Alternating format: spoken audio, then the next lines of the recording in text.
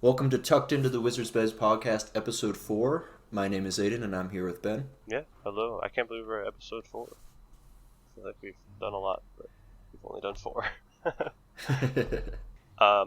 Okay. So, today we have two big things. We have the Wizards regular season awards, and then, we'll go through our ballot if we had a vote, which we obviously don't. We get like 9 views. Of course not. So, do you want to start with the Wizards awards, or do you want to start with the Bulls-Wizards game? Because that was a really good game. Yeah, I think we should just talk about the Bulls-Wizards game to start a little bit, and then that'll lead naturally into the Wizards awards. Really good game. It came down to the end. Johnny Yeah. Davis had a season high at 15 points. He had 4 threes, thank God. Vucevic, he scored 19. Amazing. Patrick Baldwin had 18. Kispert and Denny were both above 20. Jared Butler had 15 and 10, really taken after Tyus Jones. And unfortunately, Kispert missed a layup at the end to lose. But, it was a good game when you think about, okay, look who we got developing. Johnny Davis looked a lot better. Vuk looks amazing. And then obviously the two, I guess, core guys, in quotes, Kispert and Avdia, looked really, really good. So it was a fun game to watch.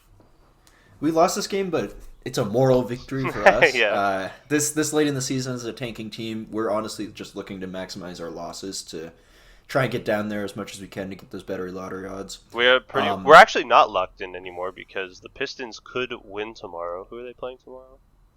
You mean today? Today? Yeah, I think it was tomorrow. Last game of the season, baby. Today they play against... Why am I losing it? It's the Spurs. The Spurs. So realistically, So they could win that game, and then it comes down to a coin flip if the Wizards lose to the Celtics, which, it's the Celtics. Their backups will be our starters. They're going to win. Yeah, but I'm just happy to see finally a coach playing, giving all the young guys a bunch of reps. I just wanted to see Vucevic get a ton of playing time. I want to see a ton of playing time for JD. Wanted a ton of playing time from our new point guard. All happened. All impressed me. Can't really say that that game was a disappointment for me or anything. This late this season, I'm just looking for keeping competitive, some kind of entertainment. We were up for a while. It's the same thing as that Wolves game. I was happy with that Wolves game. We made them fight for it. That's all I asked for, honestly, this late of the season, year 1 in the rebuild. Are you happy with Johnny Davis? Hey, past 4 games, 15 points, 10 points, 0 points, but only in 6 minutes. Me with this and 7 points. Yeah, he's been decent recently. He's been okay. I'm still not very moved on Johnny Davis. I think he could be like an okay bench guy. That's maybe. What we're looking for. That's honestly all we're looking for at this point out of him. His defense is there. It's always been there. That's the main thing. But there's plenty of defense in the NBA right now. It's mostly about effort. I'm just really hoping we eventually get to see that Wisconsin Johnny Davis, the sophomore year Wisconsin Johnny Davis, where he averaged 20 points in college. But who knows? He's known for working his ass off in the gym and really improving his game, but I haven't really seen that so far. I'm sure he's working hard behind the scenes, but the improvement's not coming. I don't know if he's surrounding himself with the wrong people or if he's too in his head or what's going on, but I will say he has looked more confident than when I first saw him playing. He was trying to take someone off the dribble the other day. I was like, okay, he didn't do it, but he was trying. I remember saying the exact same thing April last year when he had that 25-point game last year or whatever. He had a huge game late in the season last year where oh, maybe he's putting it together. I will say he's played 20 more games this year than last year. So okay, fair. Benchmark. I just need to see a little more out of him consistently. If he starts the next season with, I'm not saying even doing anything crazy, but playing 10 minutes a game, 4 to 6 points, 2 rebounds, 2 assists, I'm happy. Yeah. Just something. It's so low. The expectations are extreme. He just needs to show that he is playable on the court, and him being on the court doesn't mean we lose whatever minutes he's in for. Yeah. Which has been the case so far. Unfortunately. Not last game, though. No, and I'm excited to see what comes out of Vooch next season. This is his 7th game for the Wizards. Yeah, it was interesting. Not to cut you off, bunch of stats, but it's interesting seeing him go against Adama Sanogo in that Bulls game because Sanogo's big, and Sanogo dominated him on the rebounds. Sanogo had 20 rebounds. Vooch could not box out. He was getting moved around, so definitely a point of focus for him, and I'm sure he knows it. He kind of reminds me of poor man's Porzingis coming into the league, where he can stretch the floor super well. This is greatest asset for sure. He can block shots, but besides that, he's not that great a defender, and he's too thin and like weak to be able to really like bounce off these big guys. But those are things that can all change. Like Porzingis is a great post player now, and once he embraced, learning how to actually play in the post and working with people that helped him. Like I think that's a big thing in the NBA is finding the right people to work with. Like I saw something recently about Porzingis where he credited a lot of this recent success he's been having in the post to a coach he worked out with who's a former teammate of his, who like presented the stats in a different way than he had been presented with before. And like instead of being like this is what the numbers say about you, just saying like the numbers show that your game is weakest at this point, so we need to work on reinforcing this and that. And I think that's something that could be really helpful for Vukcevic. Just like, hey, you need to work on these small little things that like you can adjust in game to like really make a big difference on the court. Yeah, I agree. Was the Wizards coach the one that, or I'm sorry, was the Porzingis coach the one that was with the Wizards? So there were two coaches. There was one coach he personally worked with that was like his former teammate and friend. And then there was a Wizards assistant coach that's like apparently known around the league as being a really, really, really intelligent advanced stats guy, and he also really helped him. But it was mostly that his like personal friend who was able to kind of show it in a like easier way for him to get his head around it. And of course you have to be receptive to that. Like Porzingis in the article it said that like every coach he's had is like he just absorbs information, and the Wizards coach, the analytics guy, said that he would like work with him in film and show him this one thing, and then the next game he would immediately like put it into his game and like assimilate it, which can be, you have to be very willing to hear outside voices for that. Yeah, and it's something we've seen with the Celtics, how he's helped that team get to 60 plus wins. I just want to say too. Okay, go. All Wizards fans saw that coming. Every single Wizards fan who was paying attention last year was like, he's going to transform the Celtics. I bet like, even Knicks fans saw that coming. I think it was just but there's this weird narrative at the beginning that was like, oh, I don't know if he's good enough. Like, I don't know if he does this, and like, because people just weren't watching the Wizards, and like they didn't realize he completely changed his game. Because to be fair, the last time people saw him was like coming off an injury, hobbled in the playoffs, where we're just like sit in the corner and shoot. Yeah. Which is, not his game.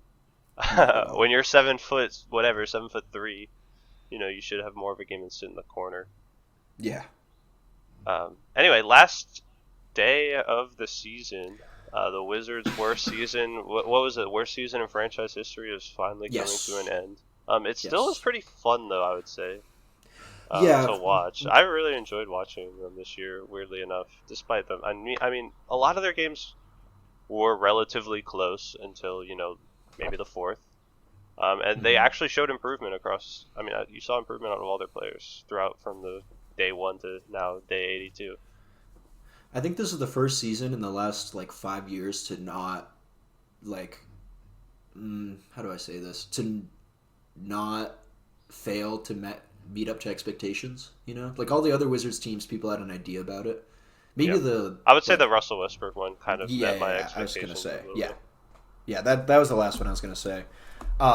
But like last year, we should have at least been a play-in team, and we couldn't even make the play-in. And like just every year, we've been so disappointing. So it's nice to finally have a year where I go in with expectations that like get met. I was just like, I just want some competitive games. I want our young guys to improve. And honestly, I wanted a new coach, and all of those happened. So I'm happy. Yeah, I remember at the beginning of the season, I was like, I think they can get to 20 wins, and then after the first week, I was like, they might get to 15, and they're at 15. So hey, props to the Wizards. They might get to 16 today. I know the Celtics aren't going to be playing any of their real guys. I'm assuming. All Wizards fans that are bettors should have taken that 24.5 under for sure. Vegas lost a lot of money there. A lot of people were betting on Poole somehow. I saw a lot of people betting that over. I advised my coworker to bet the under because I was like, that's never fucking happening. They're not winning 25 games. Yeah, that was... I thought we were going to win 15 games, I think. So, pretty close. Still, my favorite Reddit post that I saw was that guy who was like, why is nobody looking at the Wizards? Like, they came into the season with playoff aspirations, and they have, like, 7 wins. So good. And all the Wizards fans in the comments were like, playoff aspirations? Like, what roster are you looking at?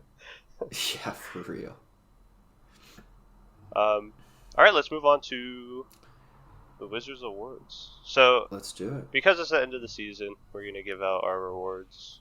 Did I say rewards? I meant awards for the Watch the Wizards this year. Obviously, none of them will actually be in contention for any award. But, show some love to the home team, and then we'll do our actual ballots. So do you want to start MVP? Because I think we have someone different here for this one. Sure. Yeah, I'll start with MVP. And for the Wizards, we picked one guy. For our around the league ballot, we'll have three guys just to have it a little more balanced, so we can talk about it a bit more. But there's not enough people on the Wizards for that. Yeah. So for me, the only person I could really justify giving MVP was Kyle Kuzma. It all depends on what your criteria for MVP is, but to me, it's like Kyle Kuzma is the only reason we won as many games as we did. And if you took him off this roster, we might be breaking the record for worst team record in the season. He's the only thing keeping this roster together scoring wise, which we really needed. And one thing I really like about Kuzma is that he always plays the same, no matter how chaotic or injured we are, what's going on in the game. He's always he's gonna score. He's gonna rebound decently. He's gonna pass sometimes, not a ton, but enough. He's not the number one. He should not be the number one player on many teams. He probably shouldn't even be the number one player in this team. But he's putting up stats in that position. There's not a lot I can really say about Kuzma that really hasn't been said. I just think he's our best player and the most impactful for the wins. So I actually had Denny Avdia as my MVP. Yeah, that's fair. I understand Kuzma, but I thought Denny impacted the game more on both sides of the ball. 14.8 points, 7.3 rebounds, 3.8 assists, career high 38% from three. Without Kuzma, he averaged almost 25 points per game and 9 rebounds. 7 games, small sample size. But then you look at the defensive end, and when Bilal went out, it was Denny basically guarding the best player every night. Mm-hmm. And that's... When he was on the court, I felt very confident in the Wizards' ability to get an offense going, get him downhill. He drew more fouls this year than he's ever had. He's up to 3.7 free throw attempts per game, which hopefully will continue to go up as he gets bigger. And I just think if he had more opportunities, he would have overtaken Kuzma as the leading scorer this year. He shot basically 8 shots less than him. And I won't be surprised at all if Denny is the better player next year as well as I thought he was this year. Better player again next year. Because I think he was the better player this year. I definitely think he was the better player in the last 2 months. Just for me, the consistency from Kuzma was something that I was prioritizing. And also, I think a little thing that goes unnoticed about Kuzma, a little intangible, is the coaching he gives all the players. Specifically with Denny, I see him going over pretty much every play, coaching Denny up, congratulating him, telling him to keep his head if he thought he should have gotten a foul, because he can be hot-headed sometimes. And to me, I don't think Denny gets to these heights that he's starting to achieve without Kuzma on this team, especially this year when he's starting to learn to take a larger role and kind of take over the scoring a bit more. Kuzma's kind of in his ear the way that Bradley Beal was in his ear for him, and LeBron James, which is if you're asking for a teacher, there's no better teacher in the NBA than LeBron James. Yeah. So I think it's a bit of I don't know. I don't want to say this wouldn't have happened without Kuzma, but it's more I think Kuzma being there gave Denny the space to grow to these levels. But I'm not mad at Denny for MVP at all. I really love Denny. I've loved what he's been doing this year. So that leads me perfectly into my next award, which is Most Improved Player, which I obviously have Denny Avdia for that. Yep. There were a couple people which I was considering.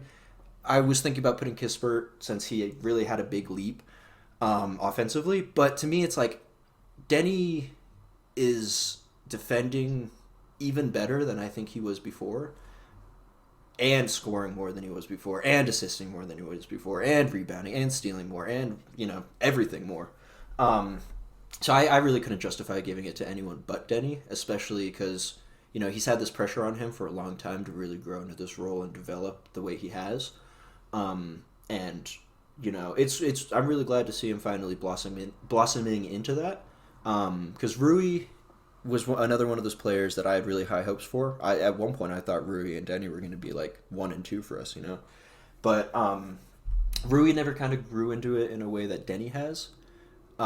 He kind of has now on the Lakers, but that's also He's it's still kind of averaging like the apples and same he oranges. had. He's just doing the same. He's just on the Lakers, so people are going to gas him up. Yeah. And what he provides is more valuable for the Lakers than it was for us, obviously. Yes. But I've been super impressed with Denny this year. I think there's only greater things on the horizon for him, and to me, he clearly had the greatest leap on this team. Yeah, I have the same thing. Basically, you hit Yeah. on all the points I was going to hit. At the beginning of the year, people were like, even by the trade deadline, people were like, I don't know, we might see Denny get moved from the Wizards. Like, we don't know. But he signed that extension, obviously, last offseason, and I think it'd be very, very silly if the Wizards moved on from him now, because I can don't only think see they him will. getting better. And if he does plateau now, he's a really good third, fourth option on a team that could be trying to win. So it's someone you keep around.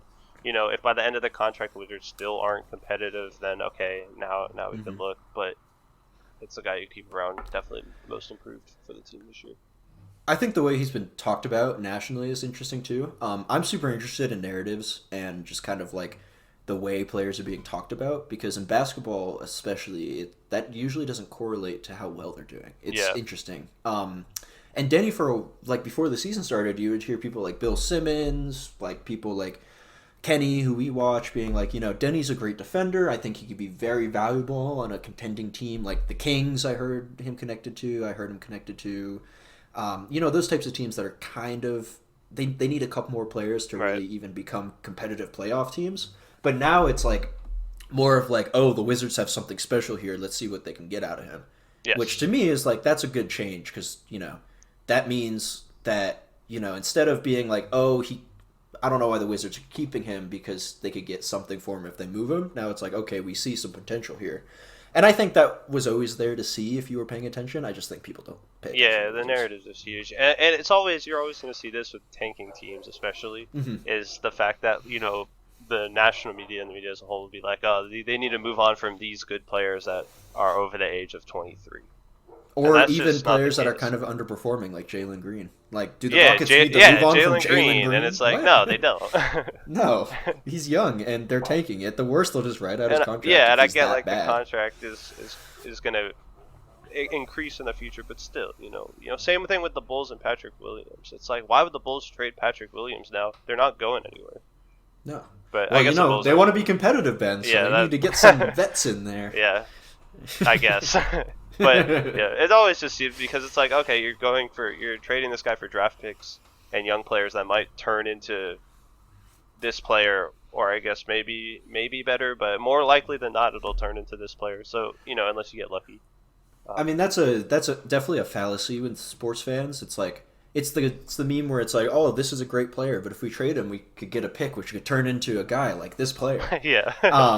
And it's just like, people are obsessed with the idea that someone could be better, and they don't really consider that it's not linear. It's not 2K. Like, look at Scotty Barnes. He had a really rough season last season, and now he's like exploded. He was an all-star. Yeah. Yeah. So it's like, sometimes it takes some time, but with people like Johnny Davis, sometimes you can't. I think he can be a productive NBA player, whether it's with the Wizards or not. I think he'll be a productive NBA player somewhere. Do you want to move on to Rookie of the Year? Yeah. So, Rookie of the Year, I could go first. I put rookie in quotes. It's not, an actual NBA rookie. It's just a rookie to the Wizards.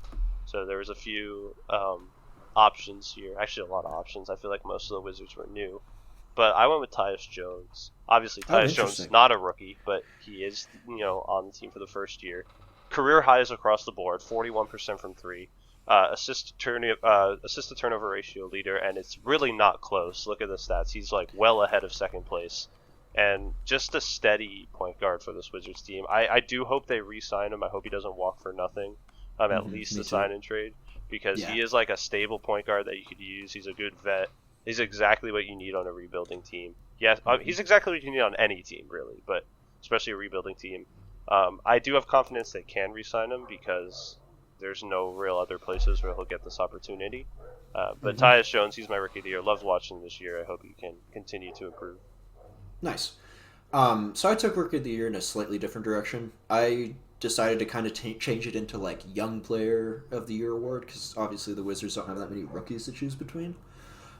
Just two. And I'm honestly still kind of conflicted because Bilal Koulibaly is just so good and has been so impressive in his rookie year where we kind of had question marks about him coming in. Um, but missing the end of the season was like, I'm disappointed we didn't get to see that much out of him towards the end. Of course, that's completely out of his control and it's not like punishing him for it. But I decided to shift towards a different direction and I went with Corey Kispert this year. That's a good pick. Funnily enough, looking at the statistics, like it's not that much more impressive this year. He's shooting less, he's shooting less accurately from three on like only one more attempt. His numbers don't look like they're too much higher than last year, but this is one thing where if you watch the games, you can really see it on the court. Kispert took a big leap offensively over the offseason. And I think a big thing that I've really enjoyed seeing out of him has been consistency on a team that really lacks consistency, especially playing next to a guy like Jordan Poole who can give you 35 or 3 points. Kispert's always going to, give you at least 10 on good looks. He's never going to take bad shots. His decision-making is really good. His cutting has been really solid. And for me, the biggest thing has been his defense. I think his defense has legitimately taken a big leap. From being He's not a terrible traffic cone defender to being serviceable, which means he can be on the floor and not give up a ton of points because they're targeting him. Yeah. It's not saying he's an amazing defender or anything, but he's better than Poole, Yeah. And I think he's even better than Tyus Jones. Because he has all the physical tools to be a good defender. He's tall, he's, long wingspan, he's athletic, he can move around a bunch. And I think this is really something that under better coaching, I think you could really see him develop. I think he's one of those players that's really molded by his role. So I think since he's been given a little bigger role this year, he's really shown that he can fill those shoes, and I think step into an even bigger offensive role next year. I've been very impressed with Kispert. Kispert's someone that is going to be in the NBA for a long time. Yeah. He's going to get paid by a lot of different people, especially if he can develop the defense more, because his offense is I understand the points are the same, but it has been a lot better this year, especially finishing at the rim. I say it every episode, but he's in the top percentile of finishing at the rim for players under 6'9". So it's amazing. See, I agree with everything you said, except, sorry for one thing, sorry to interrupt you. He's not going to get paid by a lot of people. He's going to get paid by one person. That's us. The Wizards. But, those 3-point shooters, they bounce around. But hopefully Kispert will stay with the Washington Wizards. He is only a couple days.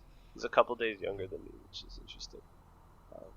Literally a few days. Interesting. That's funny. And that kind of moves me. I mean, all the same points. Corey Kispert was my sixth man of the year for the team. It was between him and Poole, and then I looked at Poole and I was like, this guy came off the bench like 10 times all season.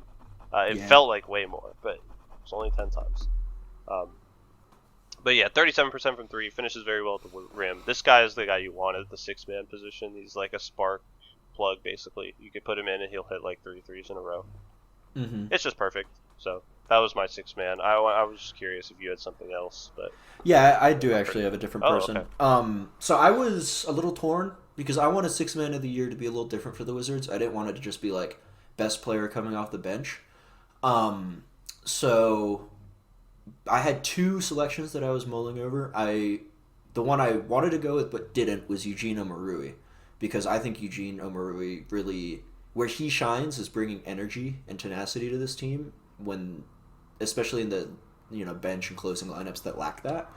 And he comes out, he plays hard.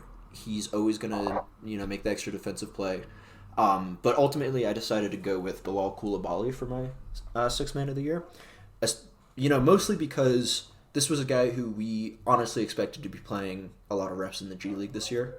At least, if not in the G League, at least be, coming off the bench, looking a little timid, struggling a little bit. But right out the gate, he was coming out defending the best player in the opposing team. He started the season shooting like 43%, and he had one stretch where he made 15 threes in a row or something crazy. He was not afraid of this spotlight. He wasn't afraid to take opportunities where he found them. And to me, I think it's really impressive that a rookie who, at this point, a full year ago, he was playing on the youth team of a European team, not even thinking about the NBA, and now he's a legitimately skilled NBA starter. And he did start some of the Maybe last not games, starter, but but well, I think he's going to be a starter. I think he could be a starter for us next year for sure. probably next year. That's kind of what I was getting at. Like he developed from a bench guy to like a serviceable starter because of his defense, and that was just one season. Like Yeah. I had a lot of question marks coming in. He answered all those question marks emphatically, and really reassured me for honestly this whole front office moving forward. I really liked our 2 picks this year. Yeah, the front office they cooked with these 2 picks. I'm not gonna lie. Yeah. Like Bilal looks Yeah. great, Vuk looks great. I'll talk about him now. Actually, Vuk. We kind of had different awards here. I had surprise of the year. For me, it was Tristan Vukcevic. I mean, literally, when was the last time the Wizards had a second round pick that fans were actually excited about? Like I remember Cassius Winston playing sometime, but But nobody was really excited about Cassius him. Winston. They had Jordan Clarkson back in 2014, but I don't even know how many games he played for the Wizards, and that was kind of the last time. That was 10 years ago. Yeah. That they had like an actual good second round pick that I can remember. Tristan Vukcevic came in. I mean, he scored 19 points last night. That was his 10th game in the NBA. So, Wemby at home, he's averaging 8.5. He's got potential to be a good player. He's just got to work. When we kind of talked about it at the top, defensive positioning is huge. He was getting boxed out a ton. He just couldn't box out Sonogo at all. And then, building up some muscles to be able to kind of fill in. But he was my surprise of the year. I'm super excited for Vuk. Yeah, I love Vuk. I've been really impressed with him. I liked the pick when they made it because I saw some promising upsides. Honestly, for a second round pick, you want to take big swings. It doesn't matter. Most of them are going to be out of the league. So I was happy to see us not try and take a safe pick. Like I feel like that was our strategy. Like try and find a guy who's developed well, but the contenders haven't already snapped up. And it's like if those guys exist, like the Nuggets are taking him, the Celtics are taking him. Like we're not going to have him. So we're going to be just as good as the Nuggets and Celtics. I was super impressed with his play recently. I'm really excited to watch him next year. And so for my kind of weird category, I had 2 different ones.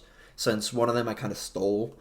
I stole one from the Nuggets fandom. The Nuggets have this thing they call Mr. Nugget, who embodies the spirit of the team. And for a long time, I think that was Gary Harris for them. Because it's never the best player on the team, or usually not the top players on the team, but it's the guy who is the Nuggets. And I think now it's Aaron Gordon. So I went with Mr. Wizard for my first weird category. Or G-Wiz. Or G-Wiz is a good one too. No, and I had to put Anthony Gill. I really wanted to shout out Anthony Gill at some point, just because that dude really embodies everything that I want the Wizards to be. He has fun. But he has fun, but he also is a competitor. He's going to celebrate his teammates on the bench, and then he's going to go out there and try and catch a body on someone by dunking on them. And the crazy thing is, he's not even that good. No, he's not good at all. He's awful. He's terrible. But he plays hard. Yeah. So there's a reason why he's been in this team for 5 years now at this point. He stayed through so many different, culture changes and roster changes, and I think he's really he sets an example of what I want our young guys to really try and emulate. Yeah. Just we don't have to be the best team in the NBA, but I want us to have fun. I want it to be cool. I want some, I want them to show out for the fans. I want some entertainment. I want them to, look like they're actually having fun out there. It's a game. You're supposed to have fun. Especially in a season like this where it's so... Yeah, exactly. He comes out of a season like this, down however many points in garbage time, and is hyping up the young guys. He's setting up the young guys. He's really hustling. He's playing good defense, or at least trying to play good defense. And it's really all you can ask for. I just like players that give effort. Yeah. And then for my last category, you had a second one. I forgot. Yeah, I had one more. I had to go with least improved player. I'd put my boy Johnny Davis in there. That's crazy. I'd put I had to have a hater category at least for one of them. I love Johnny Davis, but we've talked about him a lot. Oh my god. I'm just not confident he's really going to show much. He's averaging less points than he did last year this year. Hey, he played more games this year. Actually, his stats are completely down across the board. No, his stats are up. No, no, they're not. I'm looking at them right Look, now. he's shooting 35% from three this year, Okay, as opposed to that's his one. 24%. That's his one. He's His shooting field goal percentage is higher. 39.6. Yeah, Do we yeah. want to look at the attempts though? He's Yeah, shooting less attempts. That's a good. That's good for him. You don't half want the him to take attempts. that many attempts. The thing is, he scored 1 point. He scored 2.4 of his field goals on 6 attempts last year. He's scoring 1.2 on 3 attempts this year. That's exactly That's half. a higher He's not- percentage. It's a higher percentage. But I'd like to see more out of Johnny Davis. But to me, Johnny Davis represents the remnant of the last front office, of that like trying to draft for one thing and completely ignoring maybe what could be the best player in the draft, and like being in love with this idea of like Johnny Davis could be this hustle scrappy guy that could come in and contribute immediately. It's like, why? Yeah. We were never going to be more than like a 6 seed if like at complete best, getting completely lucky with everything. I get that. The reason I'm always like propping up Johnny Davis is because I love the underdog story. When Johnny Davis was horrible, I would love him to be a productive NBA player. I'm just rooting for the guy. I'm rooting for him, but realistically, I'm not expecting it. Like, he's going down the Killian Hayes path with worse stats. Like, to me, this is what Bronny James would be if he came into the league today. That's a good segue, because I wanted to talk about Bronny James, because you brought up an interesting point about second-round picks, about how, a lot of them are going to be out of the league anyway. So, what's the harm? And obviously it depends on the team. The Wizards are not drafting Bronny James. Please do not draft Bronny James. But, like, what's harming a team like the Warriors, or, a team that's, like, kind of close to contention to drafting someone like Bronny James on the off chance LeBron will sign with them? Like, is that worth it, even if it's like a 1-year deal, or is that just not worth it at all? I'm just even consider it. I don't think it's worth it at all.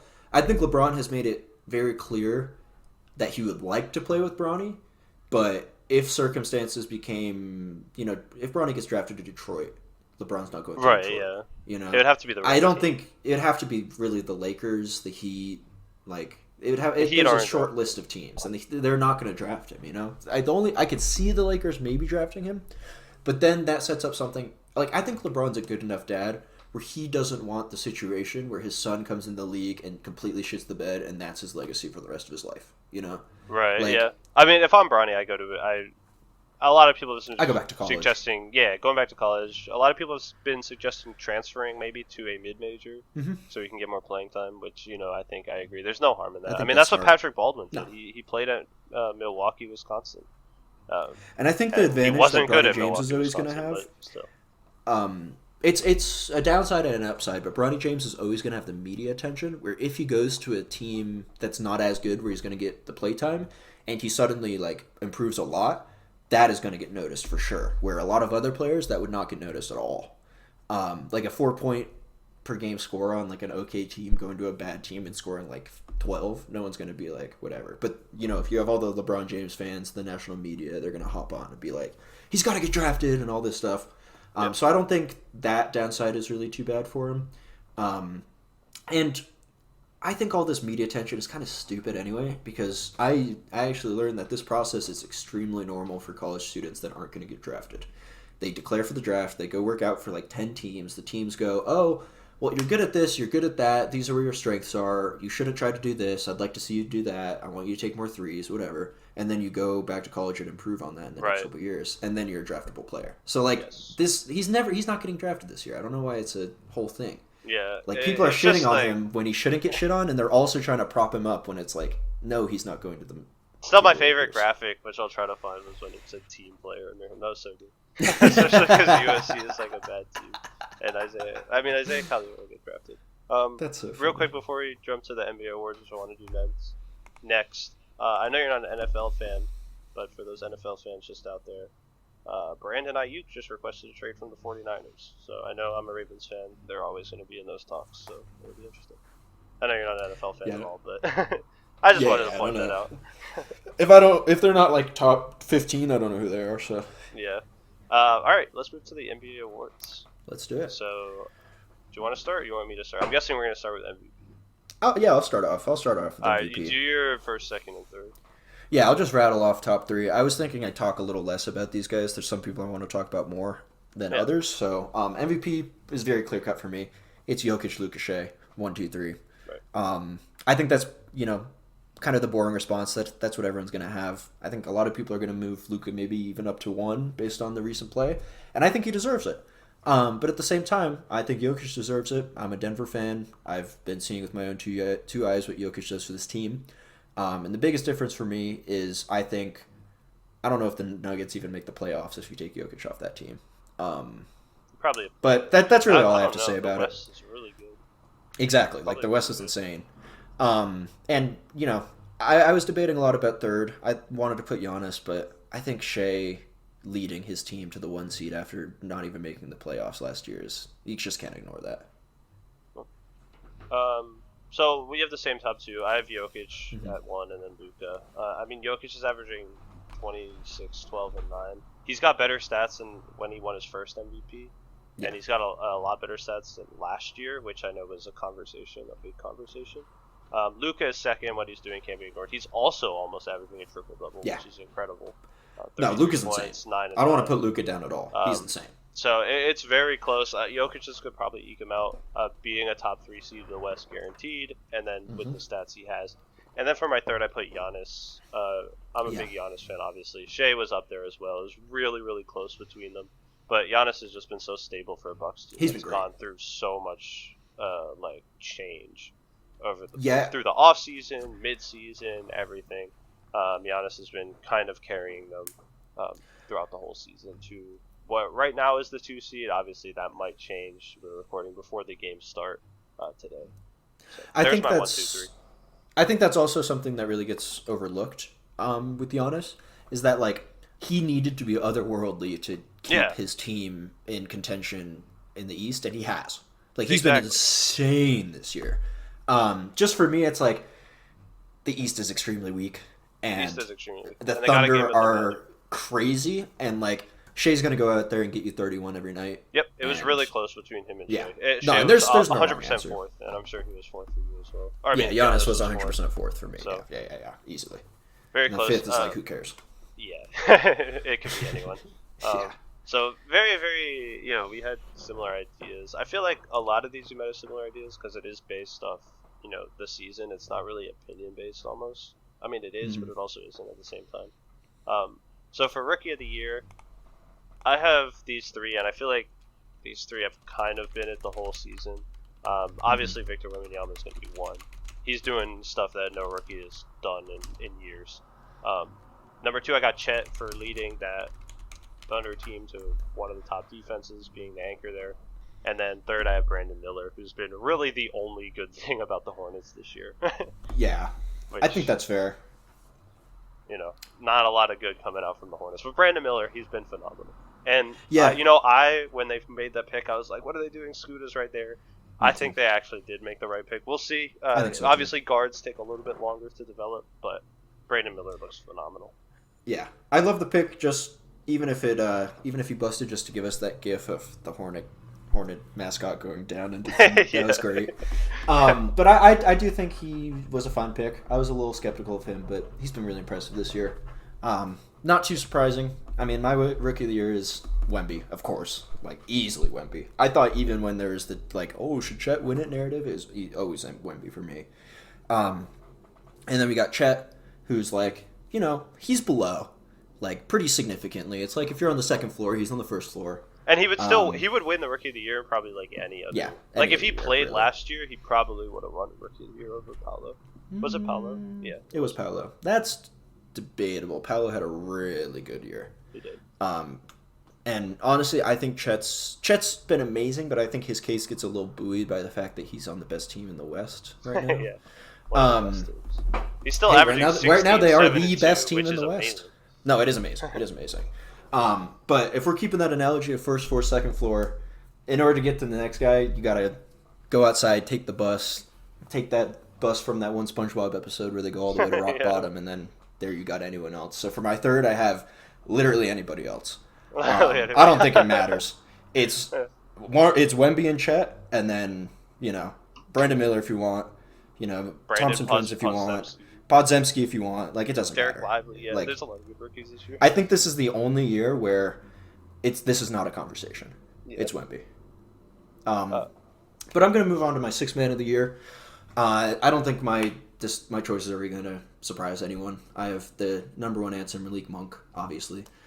He's just done a lot for Sacramento, where they are a unique team where they rely on him almost as much as they do Fox and Sabonis, and he really, really, really contributes to that.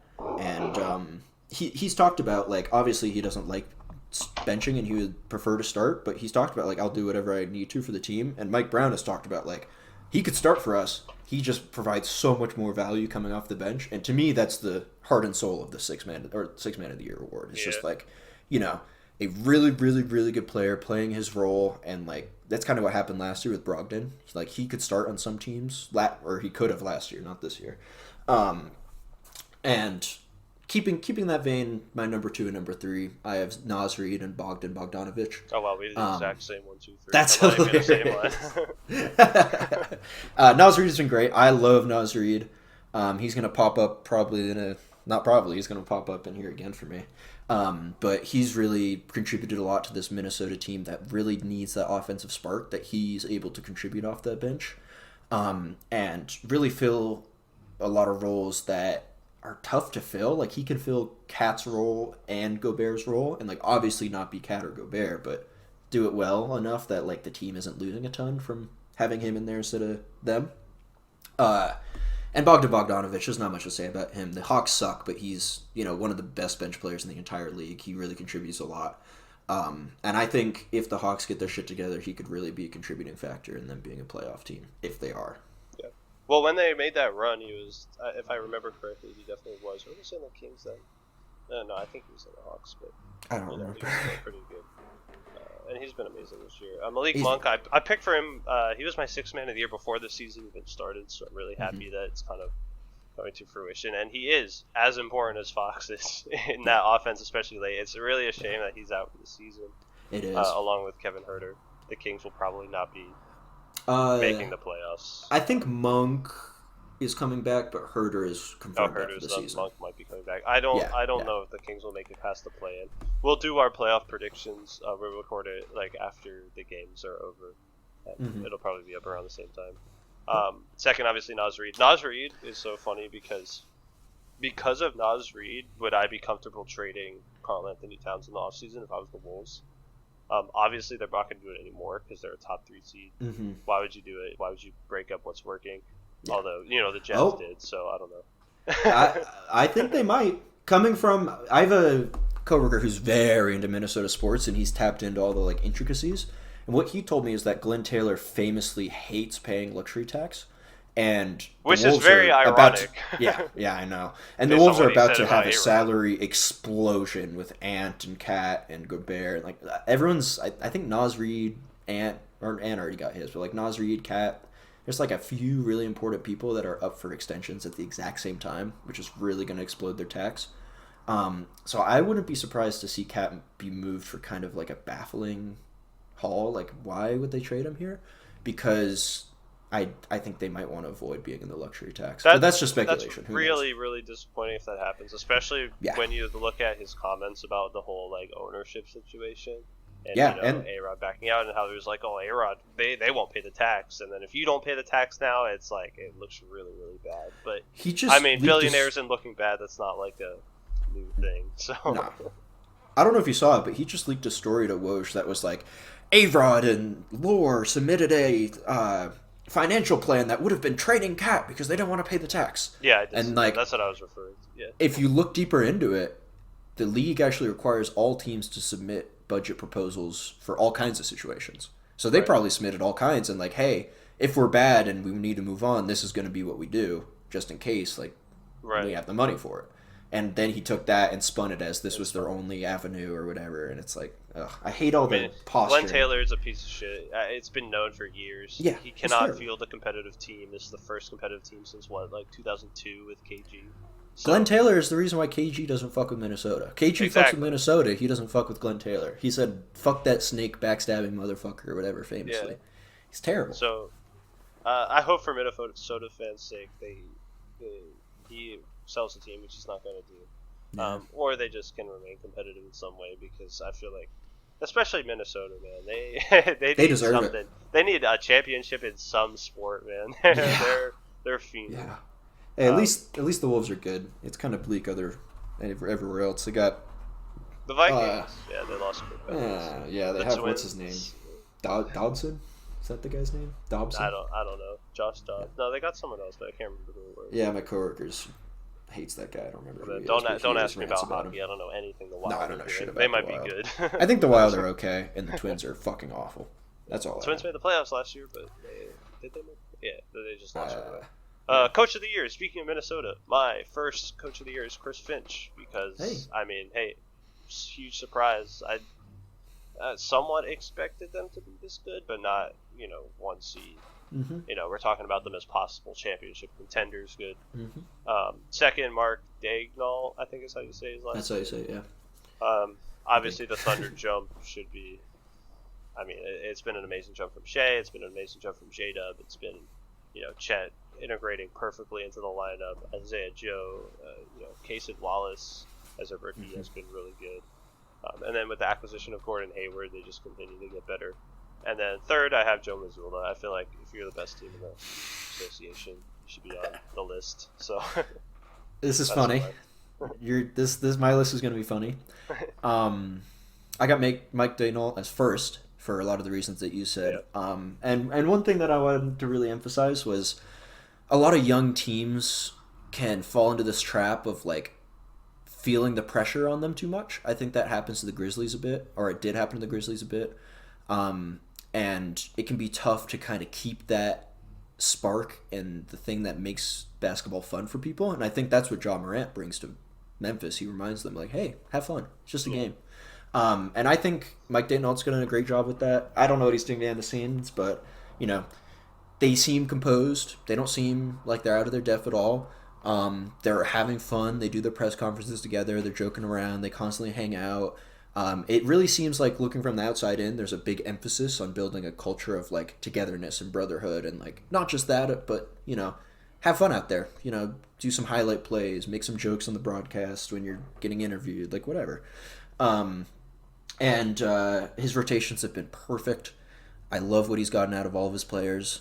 He knows how to utilize Chet super well in an already established offense that he wasn't a part of last year. Chet's been amazing on defense. He knows exactly how to scheme a defense around a big defensive big man like that. So I've been super impressed with him. Obviously, my number 2 is Chris Finch. He's brought this Minnesota team to heights that people really didn't expect from them last year. At least people that didn't really pay attention. I don't want to say I expected this, but I knew they were going to be better than they were last year. And they have the number 1 overall defense in the league. Yeah. And I think there were a lot of question marks about how can you make Rudy Gobert and Cat work, and he has answered those questions. Yeah. For sure. Emphatic. And so has Cat. Yeah. People are like, oh, Cat can't play the 4. He's played it pretty well. He's played it great. And then number 3 for me is Joe Mazzulla. There are a lot of question marks about Joe Mazzulla last year, whether he could lead a team his way, whether he was out of his depth, whether he was too weird, whether he didn't have the X's and O's, he didn't look at the game the right way. And to his credit, he learned a lot clearly from the playoffs last year. All last year was 3 is greater than 2, blah blah blah blah blah. This year, it's not we're emphasizing on shooting threes. He's just saying we're looking for the best shot we can get. If the best shot is an open 3, we're taking it. But if the best shot is passing to Porzingis to post up on Trae Young, we're going to do that all day. To me, that really shows a willingness to adapt and learn. And the biggest thing that I've really, really, really been impressed with Joe Mazzulla this season was that he's trying to get the Celtics to face adversity head on and not get too comfortable, which I think has been the biggest problems for them in years past.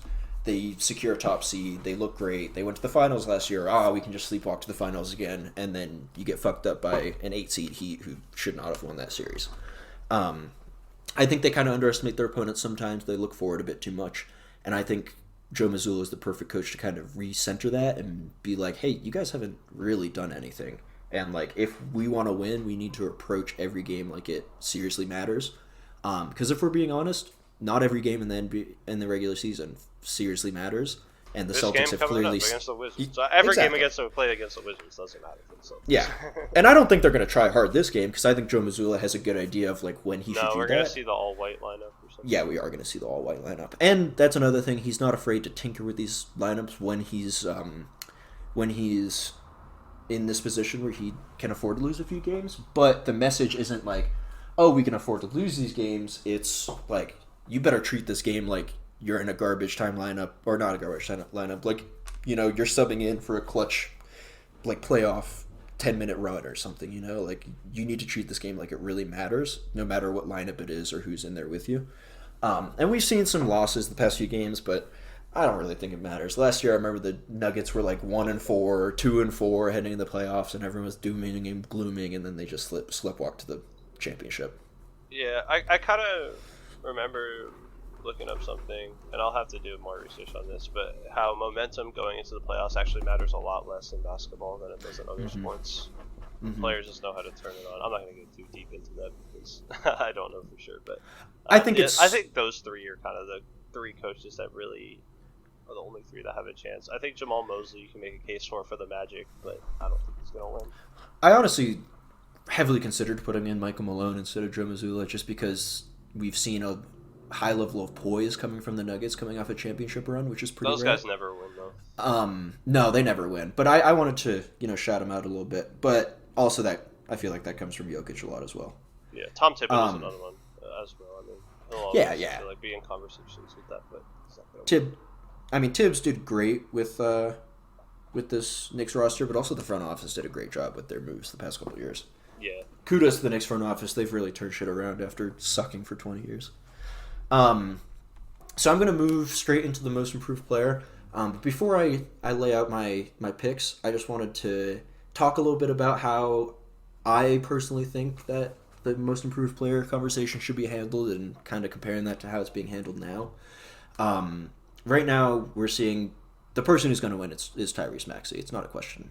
And I have a bit of a problem with that, not because I don't think Tyrese Maxey is a great player. I think he's an amazing player, and as much as I hate to say it, I think the Sixers really, really, really hit on that pick. But I have a problem with the most improved player conversation just turning into, like, young guy who finally developed well, and like Maxey was a starter last year. We've seen this out of him. He was playing super well, James Harden, and like he's elevated that game for sure.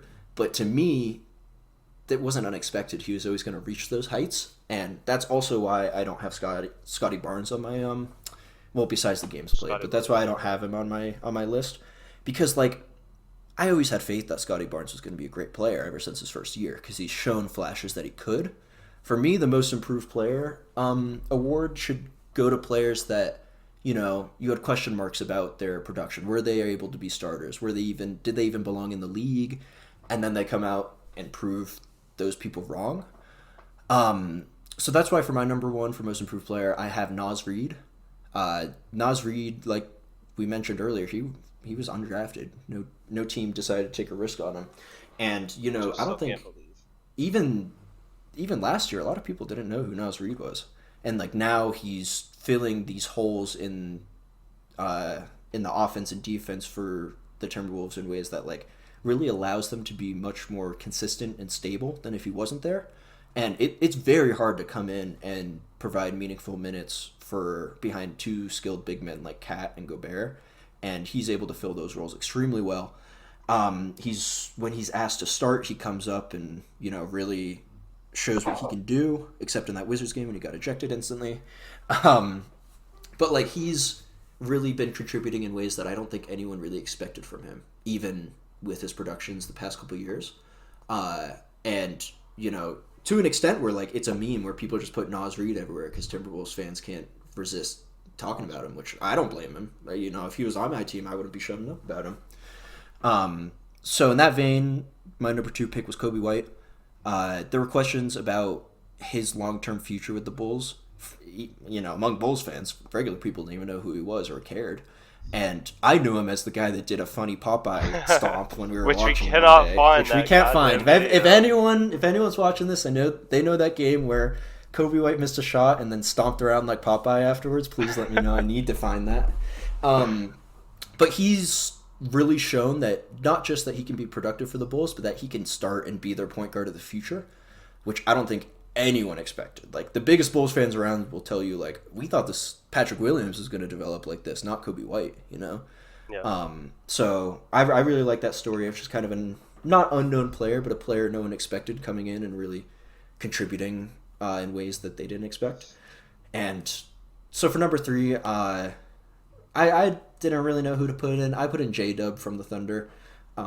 Nobody expected him to be this good this fast, and I'm kind of falling into the trap of like player who people thought were going to be good and is good. I don't think second-year players should be eligible for MIP. No, I don't think so either. But I just want to shout out J-Dub for the work he's been putting in and like the leap he took from the first year to the second year.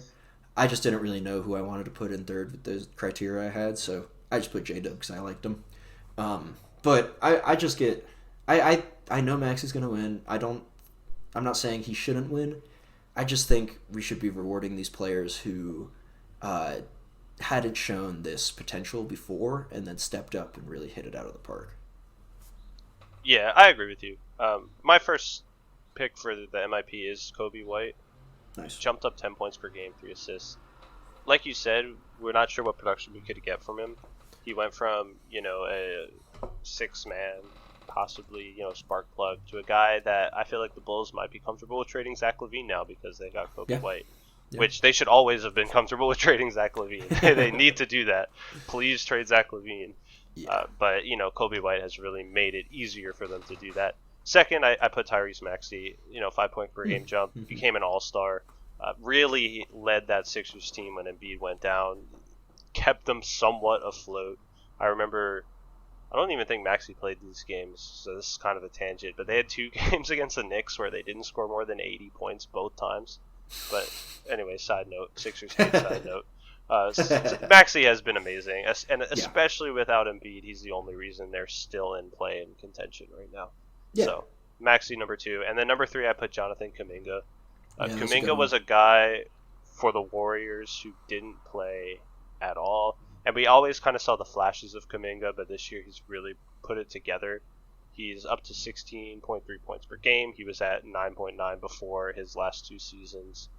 And he's just been a lot better. He's getting to the line a lot more often. He's up to 4.1 free throw attempts, which crazy more than Denny. Amazing. I don't know how that's happening. I mean, Kuminga has obviously been a better player than Denny this year, but still. 4 rebounds, 2 assists. Kuminga is my third. And I think, in another world, he could win Most Improved, but he just didn't make that, all-star that he could have. But maybe if, he got traded and the Warriors didn't do this 2 timeline thing, we'd be looking at him as Most Improved. Who knows? Yeah.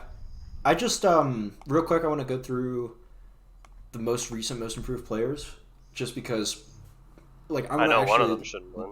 Yeah, I just want to, look at, see if this trend that I'm thinking of is actually, a real trend. Because last year was Lauri Markkanen, which I feel like was very fair, because he took a huge leap on the Jazz, and in a way that nobody thought he was going to be able to later in his career.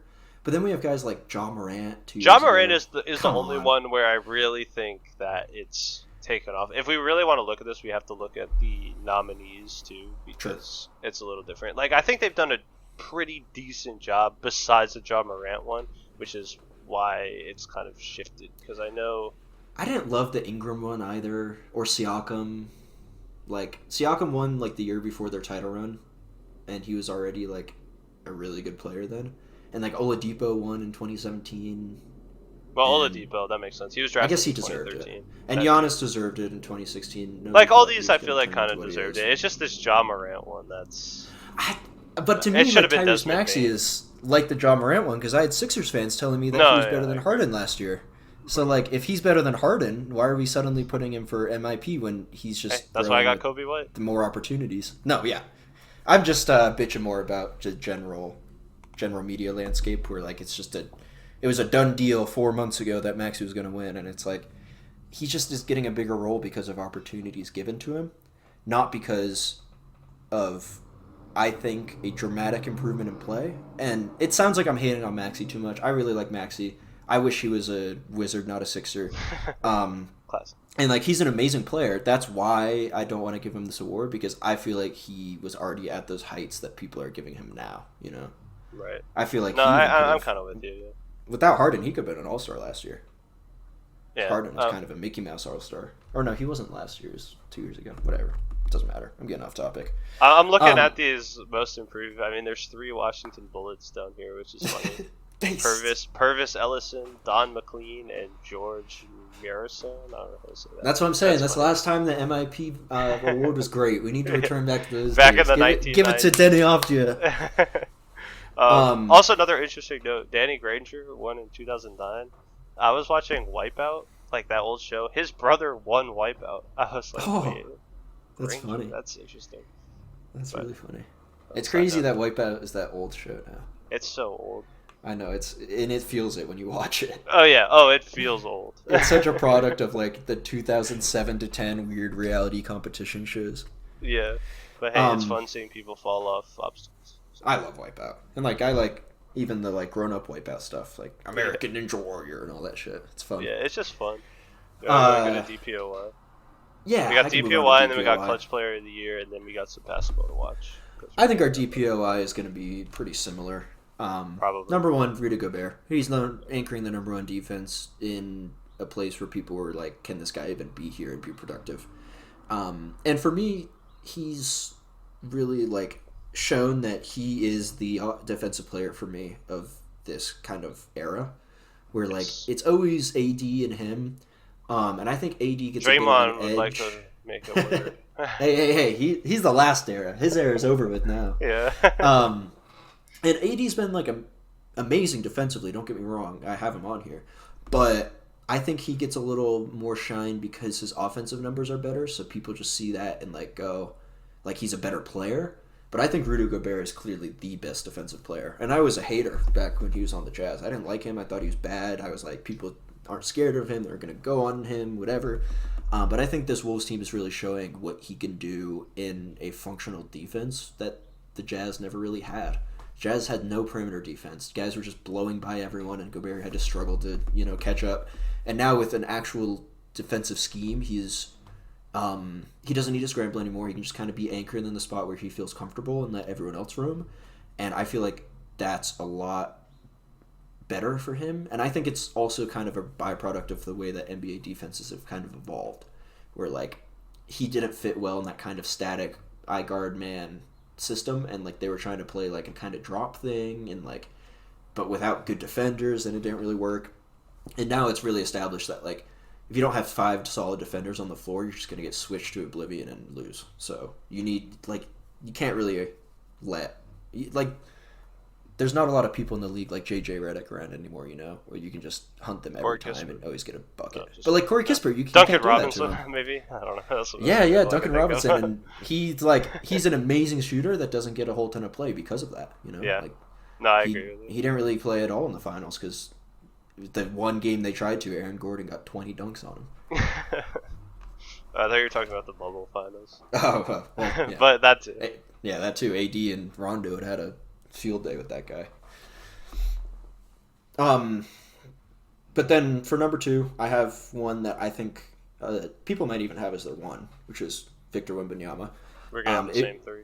Yeah, I think so. If you look at just statistical output, he is blowing the competition out of the water.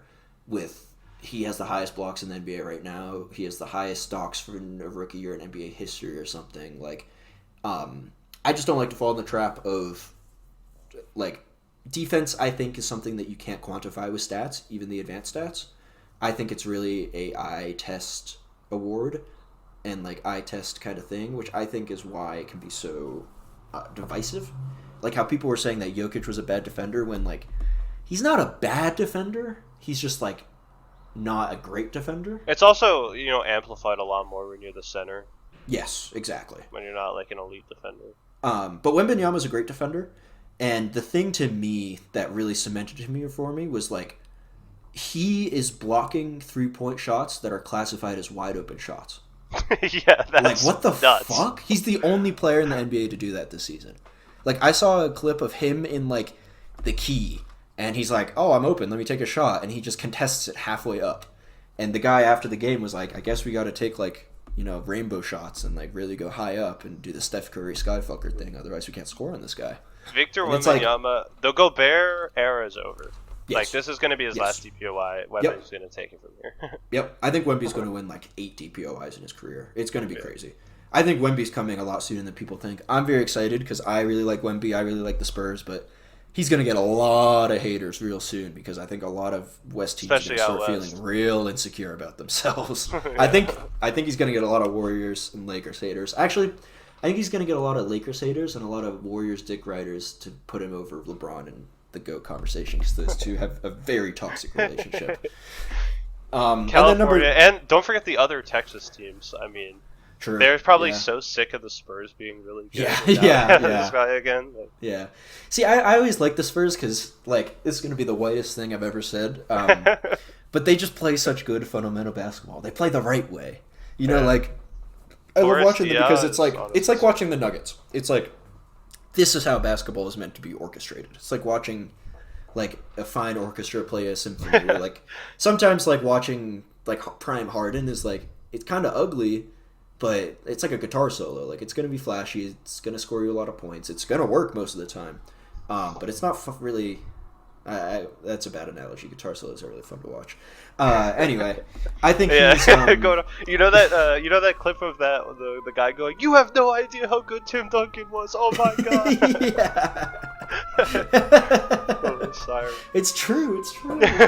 I've been seeing so many funny things. Like today, I saw people posting Wemby versus LeBron, like first year stats, and all these LeBron fans getting mad. And someone quote tweeted and said, "We done with the 2010s."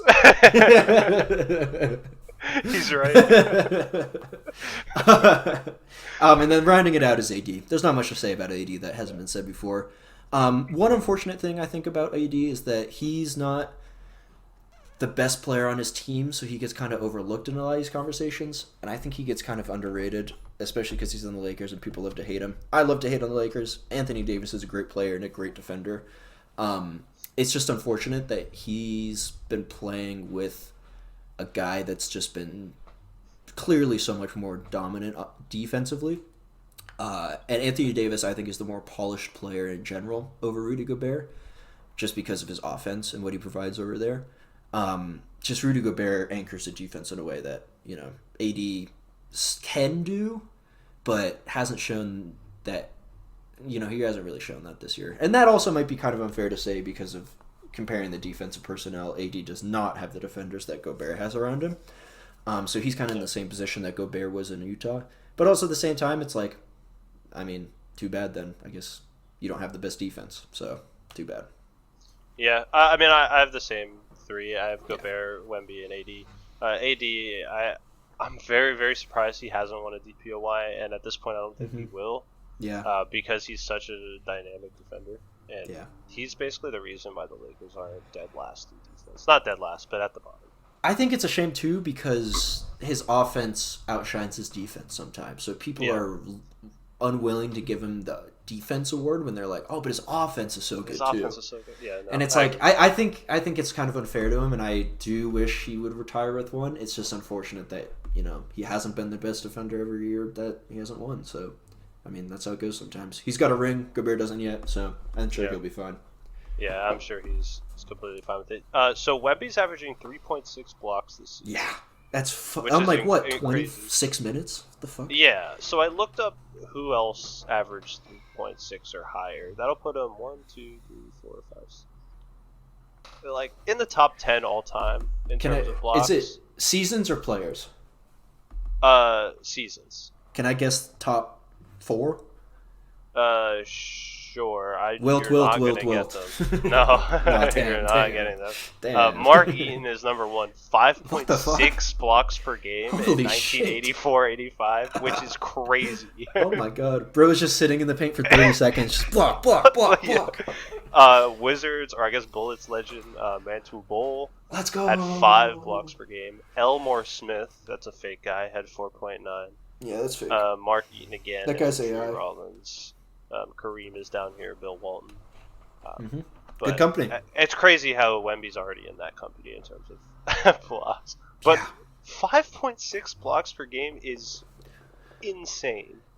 Yeah, it's I don't want to be the, you know, the Gen Z, we done with the 90s guy, but it was a different game back then. Yeah. I mean, there's no 3-point line. It's like 5.6. It's fucking insane. Don't get me wrong, but I feel like that's Per Gobert. game. That's Gobert if you put him back then. He's block, block, Yeah, block, block, probably. block. There's no This guy 3-second was second violation and shit. I mean, Wemby, he might beat that honestly Yeah, in the future maybe. eventually. I just think we're in such a different landscape in the NBA where It's like so hard. the NBA right now is all about adaptability, and if you can't adapt to Wemby, you are not going to be a competitive team, and someone else will. So Yeah, if and you can't, also with Wemby, sorry to cut you off. That clip against the Grizzlies where they had a fast break and Wemby was in the paint and they both like dribbled out because Yeah. they didn't want to go out. It was insane. Anyway, what were you saying? Yeah. Owen? I don't remember, but I'll say something different. I think Wemby is one of the first players I've ever seen in NBA history that dissuades players from taking 2s and 3s. Like, Yeah. he can be It's in a true. position where you can't drive on him, but you also can't shoot, and you just got to pass away. And I think once they build that team more, it's going to be scary. Like, can you imagine, like, oh, I got to pass out a Wemby, let me pass. Oh, this guy's Aaron Gordon guarding him. Oh, this guy's got, like, Draymond Green guarding him. Like, those types of defenders around him is just going to be crazy. And I think see that. he's going to get up there with the passing, too. Just because he's got He's like, got it. He's so got the tall. Jokic effect. Exactly. He's so tall. He can see the entire floor. I don't think he can read the game like Jokic yet. He might. I mean, he probably won't ever get there. I think Jokic's read of the game is up there with LeBron, and that's about it. There's that great quote, Chris Paul. to go a little off topic, where LeBron says in the post game interview after they lost in the conference finals, he was like, "There's only 2 people in the world that understand it, him and me." Yeah. And it's like that's got to feel great to have one of the best Yeah. players ever to praise you like that and say like he's the smartest player in the league, bar just me, maybe. And it's I think Wemby can get up there, but even if he doesn't, I don't think it matters for him. He's just such a freak of nature. He's just gonna like I had some question marks coming in. At minimum, about, he's going to be a crazy DPOY. Yeah. Oh yeah. Yeah. At minimum. Yeah. Yeah. Anyway, we are sorry. I was just gonna say I had some questions coming in, but he's already dispelled them. He's played like 60 games. So we're over the 1 minute 10-second mark. So you want to just run through the clutch player of the year real quick? And then... Yeah, sure. So my clutch player of the year this year was Steph Curry. Yeah. The Warriors have been in so many clutch games, and he's been pretty much the only reason they're in the play-in. Mm-hmm. Second, DeMar DeRozan. He's got the most points in clutch, and my third is Kyrie Irving, who's also very up there in clutch points. Plus has, clutch player of the year is such a weird award because you can't really quantify it. Everyone's around the same. So it almost goes off your game winners, and Kyrie has the craziest game winner of the season, or craziest or second craziest of the season. Yeah, I'm not a big fan of this award. It's kind of stupid to me. It's just like clutch is kind of like this weird stat that's kind of hard to quantify. But for me, I have DeRozan 1 just because the Bulls have been in the most clutch games period this season, and DeRozan has been the reason why they have a positive record in those clutch games. And he's historically a great clutch player. I had Curry second, same reason you did. So many clutch games that he's been closing out, kind of same as DeRozan. I just didn't feel comfortable putting it up there because I think this year he's been averaging worse in the clutch than he usually does, which is probably because he's being put in those situations more. Just DeRozan has been meeting or exceeding his expectations in the clutch, so that's why I'm such one. a weird player. We won't talk about him now, but we'll talk about him when we talk about the playoff predictions. Oh yeah. And then I had SGA3. I don't know. He was up there in He's been pretty the clutch plays, and he's been great in the clutch this season. They've won a lot of games in the clutch. I didn't really give a shit about this award. I just mostly had DeRozan 1 just because of the stats. Yeah. Well, that's it for the awards, Wizards and other. So thank you for listening, and we'll be back, in a few hours for the playoffs. Yeah. I mean, we'll be back on here in a few hours. I don't know when it's going to drop compared to this, but yeah, we're going to discuss the playoff landscape, see who, make some playoff predictions, see who we think's going to do well, who's going to do bad, and then probably at the end compare what we said versus what happens. Yeah, we just can't do it now because the games haven't happened yet. Yeah, and there's so many actually important games for seeding. Adam Silver cooked at the play-in, one of the best things he's ever done. Thank you, Adam Silver. Thank you, Adam Silver. Thank you guys for watching. We'll catch you in the next one.